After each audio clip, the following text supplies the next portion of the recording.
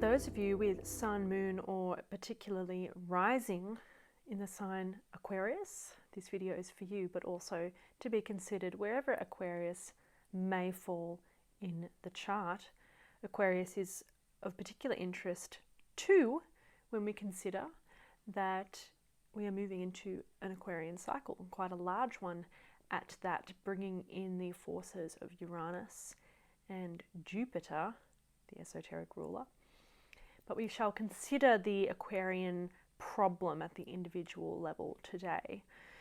So, as is the case with all the air signs, there can be some degree of superficiality and airheadedness that expresses in one way or the other. And Aquarius is no different than its counterparts in the three air signs. The problem with the Aquarian individual has one to do with a dispersing of one's energy. The sun is considered to be in detriment in this sign, and from the exoteric point of view, this is due to the fact that Aquarius lacks a capacity to centralize the self, which is found in its polar opposite sign, Leo, the mutable expression of Leo being one of the gravitating to self and all about the me and the self of the personality as the exoteric or mutable cross expression of the sun as its planetary ruler. So in Aquarius, there's the opposite problem where there is this complete inability or desire even to disperse, desire to disperse the self, and inability to gravitate into a centralizing theme. And so Aquarians can sometimes come across as quite detached and objective. It is, of course, a fifth ray sign, so there is a mental quality to it, a concrete mental quality. But this detachment in reality is really a consequence of superficiality and not having any depth. It is so said that the Aquarian, upon the mutable cross at least, puts all his wares into the window, and in the room behind the window there is little to be found. So the Aquarian can get caught up in a lot of different activities and have a lot of different interests, but there is no centralizing theme. There is no directed energy. There is a diffusion across many different activities, and in this case, all of these different actions and activities are in service to the lower self, in terms of not in the same way that it is with Leo, where it's about the me, but it's these undifferentiated desires that come from this lack of integrated personality upon the mutable cross. So when we consider the fact that we've been moving into this Aquarian age now, we can see the exoteric expression of the Aquarian problem at mass level when we consider the rise in the hippies, the 60s free love movement, where we had this growing interest in cults. There's this exoteric expression of Uranus at play here. Uranus is a seventh ray planet, and the seventh ray has a lot to do with this focused will expression. So it has a lot to do with the practical activities of things. It's to do with the form aspect. It's connected to the matter aspect. So there's a lot to do with actual activities, movements in form that comes with Uranus and Aquarius in this way. And at this mass cultural level, we really saw this desire to synthesize all these different views, but in a very undifferentiated way. And one of the ways in which that appeared was all of these different cults. And right there is the polarity between the Aquarian and the Leonian problem, where you've got these undifferentiated Aquarian type people, where yes, there's a desire for the group and the cause of the group, which Aquarius is an air sign, so it's about relationships, and Aquarius is about group relations. But from this undifferentiated, uncentralized point of view, there's this standing for a cause, but not in any way that's understood or truly meaningful, or not in any way that has depth. It's getting lost in the group. And there the individual falls prey to the Leonian type of narcissistic individual who tends to be the guru or the leader of the cult. So this problem is quite evident, or was quite evident. Of course, this still exists today, but it was certainly in its most exalted expression when that movement came sweeping in 60s and 70s. So the desire to synthesize is there even at the exoteric expression of the Aquarian upon the mutable cross, but it is from this very disassociated, scattered place. It is for this reason that the mutable expression of the Aquarian on the normal wheel is actually deeply impractical, although they may be participating in a lot of activities quite exuberantly. Because to really be practical there, it requires focus, it requires differentiation, and this the Aquarian lacks. Now, in some branches of traditional astrology, Saturn is considered the orthodox ruler, the exoteric ruler of this sign. So what's going on here?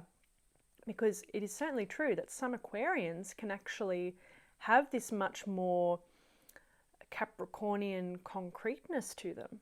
And DK has an answer for us here, in that when we consider the ordinary man progressing upon the mutable cross, moving from Pisces to Aquarius to Capricorn, symbolically considered, the airy-headedness and the undifferentiated scatteredness of the Aquarian starts to ground and become more material in its the next sign, Capricorn.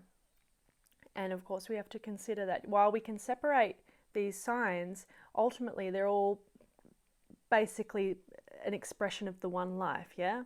In the same way, when we look at the rainbow, we can say there's red and there's orange, but when we zoom into that, the line of demarcation, there isn't actually a line. It blends and there's a gradient there.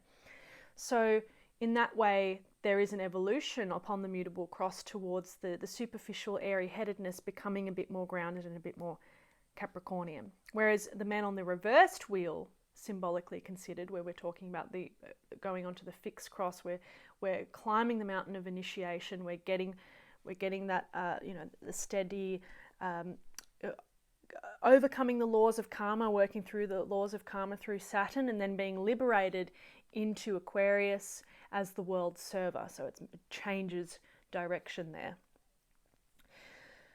So let's round up the mutable cross expression though before we get there. So we're talking about this scatteredness, this airy-headedness, undifferentiated problem. They can be mental Aquarians, but not in a way that has a true grasp upon objective reality, which is the irony of this fifth ray sign, where yes, there can be mental ideas, but there isn't a capacity to really synthesize them. This synthetic aspect of Uranus in the seventh ray on the exoteric expression is still more expressing, it's not really focused yet. It's expressing through all of these different activities in form, which is connected to the seventh ray. But there isn't a deeper alignment between the multiple dimensions of being yet. Whereas upon the fixed cross, we begin to have the influence of the esoteric ruler, Jupiter, as the second ray planet. And herein lies the implication of universal love that is connected to Aquarius. And here it links itself nicely with Pisces when we consider the blending into the sign in the other direction. The true objectivity in Aquarius is now liberated in this way, where we see it as a merging with the group and a serving the group, the serving of humanity. Aquarius, as one of the arms of the fixed cross, is the sign then of the world server. In Taurus, we're reorienting the life physically, we're transmuting desire. In Leo, we're considering the fixed cross now and the esoteric implications of the signs. In Leo, we're becoming aware of the true self, and that requires this awakening of the head, the true alignment with the me, not the personality egocentric self, which is the lower sun expression, but the true solar expression of the soul. That's the sun expressing through Leo at the esoteric level. In Scorpio, we're going through the battle between the two selves. The soul is arriving triumphantly, taking the prime place. The personality is being humbled relative to the soul. And then in Aquarius, we emerge as the world server. So, yes, Aquarius is an air sign, but it is known as the water bearer. So when we consider that example again of the mutable Aquarian putting all of his wares in the window, but then the empty room behind it, esoterically we have the Aquarian gathering up all of their resources, putting them into the water pot and gifting them onto their brothers and sisters. The sharing aspect, the humanitarian aspect of Aquarius revealed here. The esoteric keynote is, "Waters of life am I, poured forth for thirsty men." And that's the Jupiterian quality too, is it not? Because Jupiter is considered the planet of the guru as the wisdom holder, the sharing aspect, the true inclusivity being brought to the foreground here, where there is this benevolent sharing of all the wisdom that Aquarius offers. Whereas the exoteric keynote, by the way, is, "Let desire inform be the ruler." Okay, but all of that scattered activity. This one, this one, this one, this one, but no unifying theme. So Jupiter, the esoteric ruler of Aquarius, brings these all together, and then it utilizes that exoteric expression of Uranus as a 7th ray planet to bring that forward into practical forms. And so Aquarius upon the fixed cross becomes very practical, very benevolently loving, very caring, humanitarian for brothers and sisters, wanting to share all of its knowledge, really accessible out there with the group orientation. Now we're a rebel with a cause, a proper cause though, not a superficial one that comes from a desire to just be lost into a group. We've integrated the opposite sign here. We've integrated Leo, esoterically considered, the awareness of the true self. So Aquarius has this dual expression then when we consider the glyph, where it's got these two wavy lines. There's the lower self and the higher self is one angle we can consider it through. Fusing the two selves, serving humanity with that connection to the heart center. Aquarius has this key orientation towards the fusion of heart and mind. Jupiter is a 2nd ray planet. 2nd ray corresponds to the heart center. It's a love aspect, love wisdom. And Aquarius is a 5th ray sign. And the 5th ray has a connection to the mental body and the Anya center. So this self-awareness. Of course, Leo is a 5th ray sign as well, right? So there's that awareness of the true self in Leo, and then that concretizing into practical, objective, concrete knowledge in Aquarius. That's the proper use of its that capacity for going from this thing to this thing to this thing. Whereas once we're working with the true self, with the soul, there's a synthesizing of all of those different things. Whereas on the mutable cross, it's just kind of a scattering everywhere. So we have to talk a little bit too about the group relations thing. So air signs are about relationship. And as Aquarius is connected with groups, there is the problem of understanding right relationship to groups. On the fixed cross, the Leo Aquarian problem, or the working out and the stabilizing of the life, has to do with the recognition of true self, right orientation, and hierarchically aligning with that self, and then the expression in the world in the appropriate manner. And so naturally there is this working out of the problem of group relations.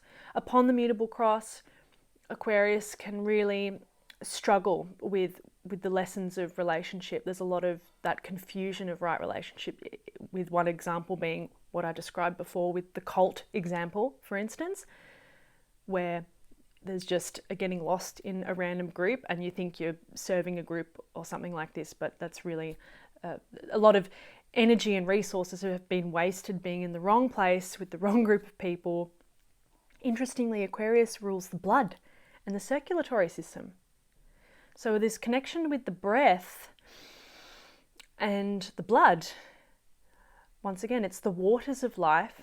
So this relationship between air, oxygen, blood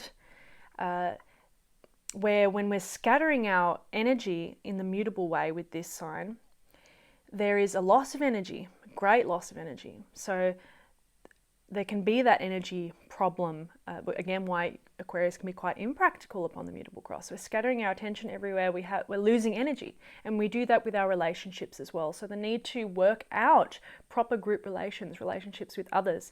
There's this propensity towards serious overcomplication with relationships with others, with groups, when we're working out the Aquarian problem on the mutable cross. And consider this also with the fact that we're moving into this Aquarian era, so this greater planetary humanity level inquiry as to right human relations is going to become just even more important for this reason. And once again, the solution is found in that Leonian polarity, esoterically considered, because you need to know who you are and what you're here to bring and how to centralize that and really move with that being the true central sun, the soul at the center in the life, before you can know what activities you need to be engaging with.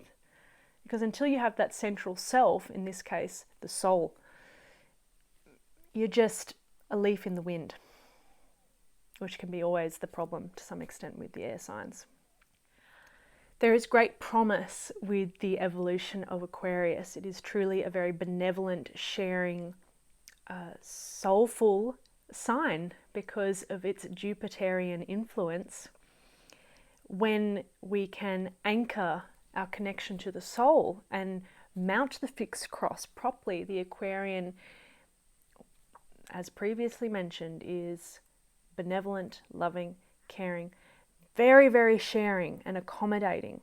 And through working out those problems with relationships, knowing the right relationships, knowing how to relate to others properly, maturely, adequately, knowing what information to share and the best means to do that, we're having the Jupiterian second ray force fuse and work with Uranus to bring about this very practical capacity to intuit what's needed, because Uranus is an intuitive planet and it has a lot to do, again, with the creation of the forms. It's a seventh ray planet, has a lot to do with ceremonial order and magic, seventh ray. So the laws of manifestation, the laws of creativity are embedded in the Uranian influence. So the second ray Jupiter is utilizing that, and we've got this fifth ray of the sign concretizing the knowledge, synthesizing with Jupiter. It's really a beautiful sign and one that is governing us all to some extent, given that we're moving into the Aquarian age. So even if our problems at the individual level may be connected to the myriad of other different signs that may be dominantly expressing in our particular charts, we've all got this problem of anchoring the soul into becoming a practical server and gathering the forms of our lives. There's Uranus there, and becoming practical in that way. We're all being governed much more by this Aquarian, Uranian, and Jupiterian influence at a global level. So I think that is a good summary of Aquarius for today. I hope you enjoyed. I will see you.